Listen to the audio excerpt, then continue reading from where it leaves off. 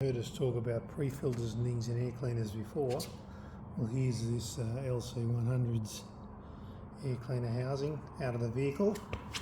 Firstly, you can see the air filter indicator that it's got. You've got a long hose that goes around to the clean side, and this one here just goes around to the dirty side. And it's just measuring the pressure drop between the two, and when there becomes too much in the air filter, it'll bring the warning light on. But it's only measuring dirty, clean side, so that's all it's taking into effect, nothing else, because it's got other things that do create restriction but work well, such as the pre-cleaner in the guard. So if you didn't know it was sticking into your guard, there's this long doodle and it's got a little dust nipple, we'll call it, down the bottom, talking about body parts. Air comes along inside the guard, or of course if it's coming from the outside with your snorkel, goes past this fixed fin, which of course spins the air very, very quickly.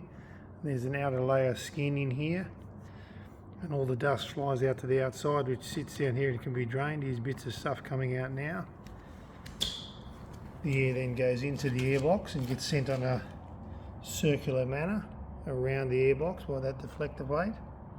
Eventually goes through the filter and of course into the car. And there's another, because you've got the air spinning, you've also got another little pre-cleaner down here that'll catch some other heavies.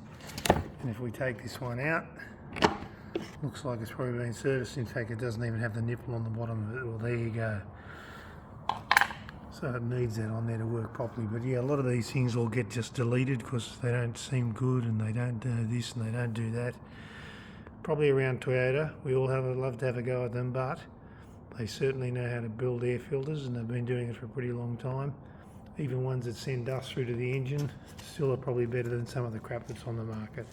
So definitely around these old school 100s, that's the answer.